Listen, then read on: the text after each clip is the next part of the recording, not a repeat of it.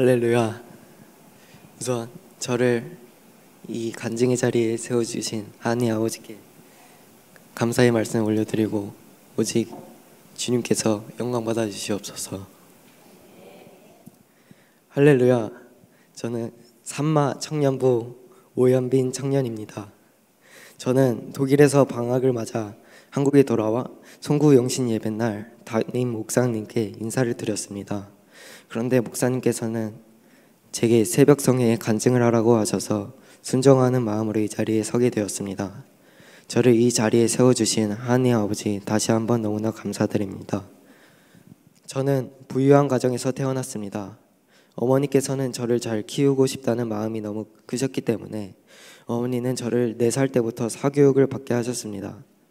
저는 학교에 다니기 시작하면서 저는 매일매일 꽉 찬 스케줄에 지쳐갔고 심한 스트레스를 받아 심한 아토피가 저에게 생기기 시작했습니다.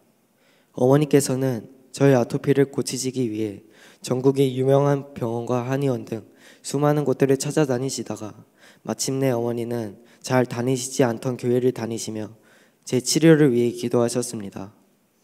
그때부터 저도 일요일마다 어머니와 함께 교회에 나가게 되었습니다.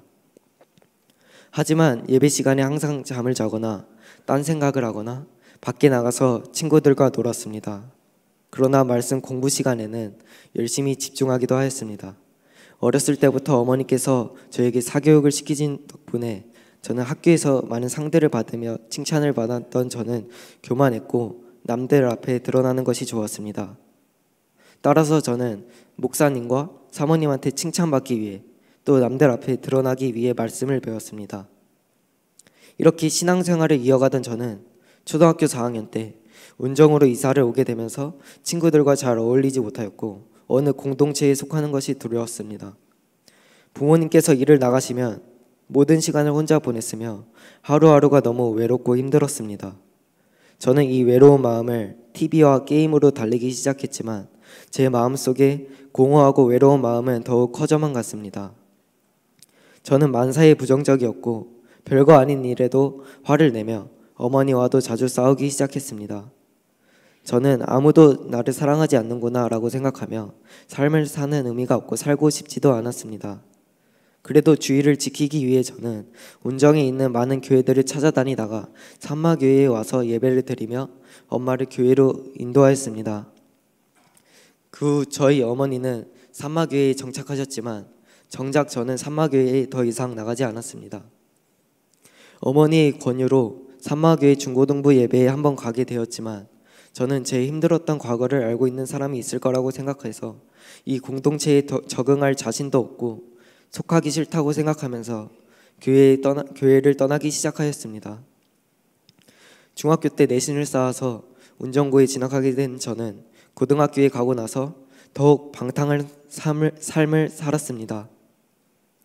학기 중에는 야간 자율학습을 몰래 도망쳐서 놀았고 방학 중에는 학교 급식 시간에 가서 급식만 먹고 부모님께 독서실에 다녀온다고 거짓말하며 밖에서 놀았습니다.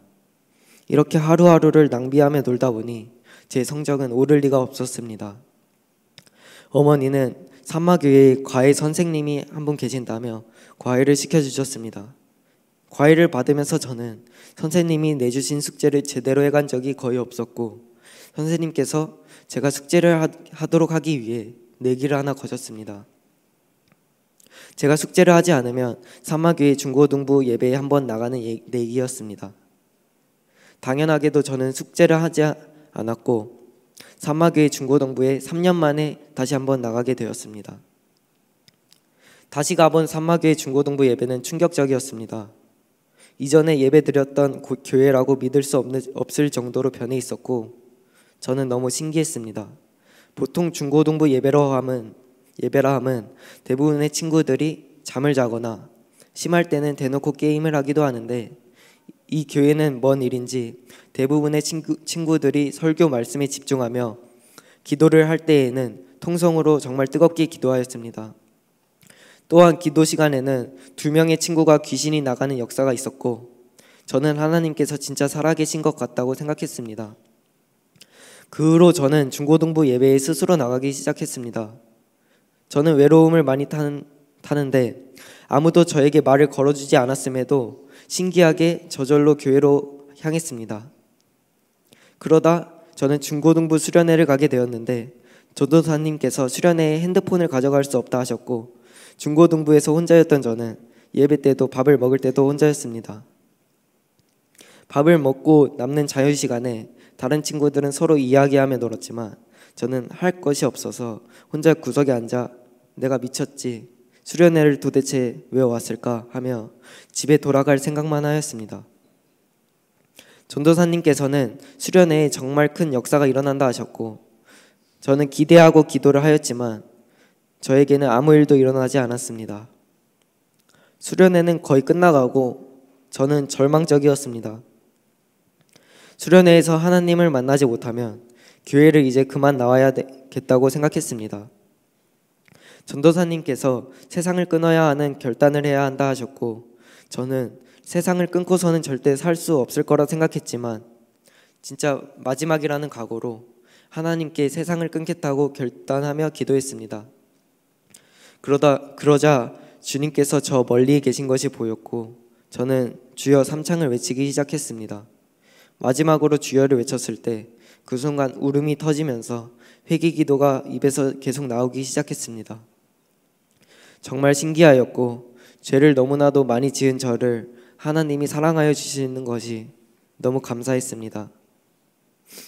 수련회를 다녀와서 저절로 세상이 모두 끊어졌고 교회에 열정적으로 다니기 시작하며 그렇게 같이 노는 것이 즐거웠던 학교 친구들과도 점점 멀어지게 되었습니다.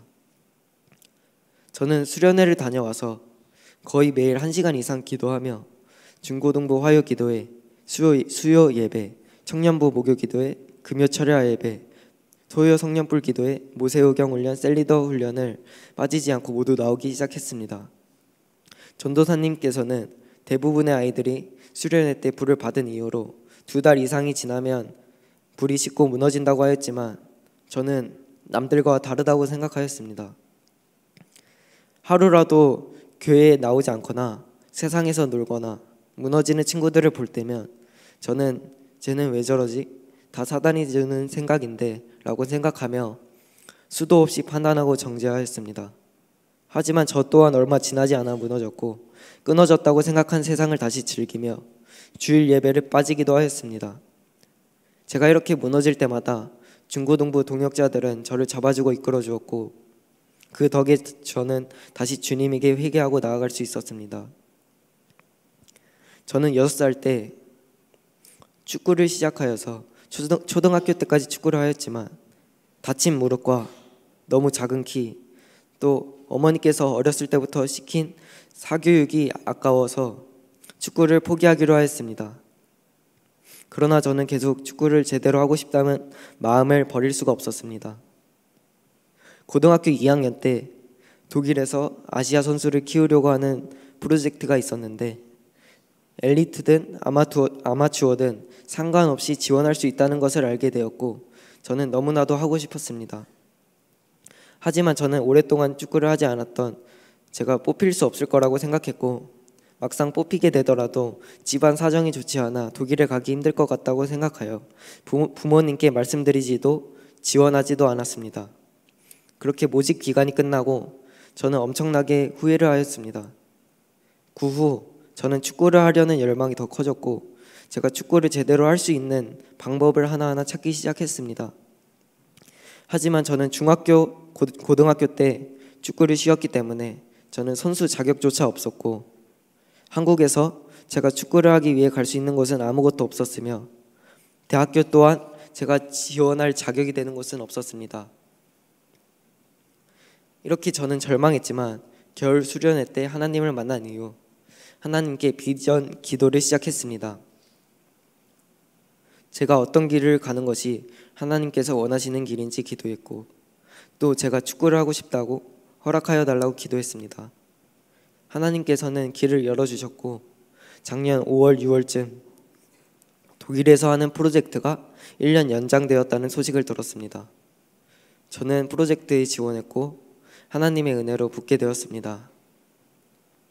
그렇게 저는 독일로 가려고 생각했지만 전도사님과 동역자들은 성전을 떠나는 것이 위험하다고 하였고 저 또한 독일로 가는 것이 하나님께서 원하시는 길이 맞다는 확신이 없어서 가지 말아야 하나 갈등이 있었지만 저는 혼자 예배드리고 기도하고 말씀을 읽으며 이겨낼 수 있을 거라고 생각하고 독일로 떠나게 되었습니다.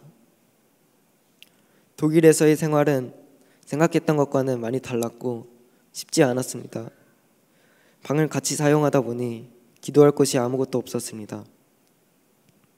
같이 사는 친구들은 하나님을 믿지 않았고 항상 가요를 듣고 틀고 다니며 제가 교회를 가게 되면 저를 이해할 수 없다며 비꼬기 일쑤였습니다. 하지만 저는 계속 대적하지 못했고 교회가 멀다 보니 기도와 말씀으로 채워지지 않았습니다. 제 신앙은 점점 무너져갔고 한방 친구들과도 많이 부딪히고 상처가 되는 말들을 주고받았습니다. 때로 옛날에 다쳤던 무릎이 아파오거나 제 컨디션이 좋지 않을 때마다 너무 스트레스였고 독일에서 지내면서 받는 이 아픔들이 너무 힘들었습니다. 하지만 저는 하나님께 의지하지 않았고 주일도 지키지 못하고 점점 하나님 곁을 떠났습니다. 어머니나 동역자들에게 제 힘듦을 고백하는 것조차 힘들었고 제 곁에 아무도 없는 것 같았고 제게 있던 외로움의 그 상처가 더욱 증폭되어 저에게 다가왔습니다. 지난 12월 겨울 휴가 때 저는 한국에 잠깐 돌아오게 되었습니다. 독일에서 그렇게 그리워하던 산마교회였지만 막상 한국에 돌아오고 나니 교회에 가고 싶다는 마음이 들지 않았습니다. 하지만 이번에도 항상 고마운 제 동역자들이 저를 붙잡아 주어서 교회에 계속 나오게 되었고 점점 믿음이 회복되고 기도가 회복되는 것을 느꼈습니다. 얼마 전에 하나님께서는 저에게 말씀 위에 세워져야 한다는 깨달음을 주셨습니다. 저는 기도는 뜨겁게 하지만 말씀을 읽는 것이 너무 지루해서 잘 읽지 않았습니다.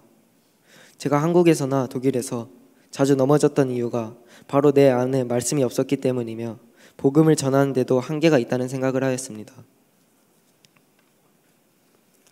또한 토요 성령불 기도의 기도 중에 하나님께서는 저에게 너는 모든 것을 내게 내려놓을 수 있느냐 라는 음성을 들려주셨고 저는 하나님께 모든 것을 내려놓겠다고 기도했습니다. 이틀 전에 축구훈련 도중에 전혀 다칠 상황이 아닌데도 발을 접질려 발목 안쪽이 다치는 일이 있었습니다. 1월 말에 중요한 스카우트 테스트가 있고 제가 지금 다침으로 인해서 테스트를 못 볼 수도 있지만 하나님께서는 제게 평안한 마음을 주셨습니다. 저는 아직 확실한 비전의 응답을 받지 못했지만 기도하며 하나님께서 주신 비전에 순종할 것입니다. 또한 어떠한 열악한 상황 속에서도 기도와 말씀으로 승리하여서 하나님이 살아계신 증거를 나타내는 사람이 되고 싶습니다. 그리고 저는 아직 하나님을 만나지 못한 수많은 영혼들이 구원받을 수 있도록 복음을 전파하며 살아갈 것입니다. 만약에 제가 독일에서의 첫 프로젝트를 지원하여 붙게 되었다면 저는 아직도 하나님을 모른 채 살아갔을 것입니다. 저의 삶을 섬세하게 만지셔서 소중한 이 산마교회로 이끌어주신 하나님께 감사드립니다. 또 이렇게 좋은 교회를 세워주시고 항상 좋은 말씀 전해주시는 이일성 담임 목사님 감사드립니다. 또한 중고등부를 위해 항상 힘써주시는 저희 김기두 전도사님 너무나도 감사드리고 저를 품어주시고 사랑해주시는 청년부 고현희 전도사님 감사드립니다. 저를 위해 눈물로 중보 기도를 해주신 저희 어머니 정말 사랑하고 감사드립니다. 부족한 저를 생각나실 때마다 기도해 주시길 부탁드리며 간증을 통해 믿음의 소중함을 더 깨닫게 하신 하나님께 감사와 영광을 돌립니다. 감사합니다.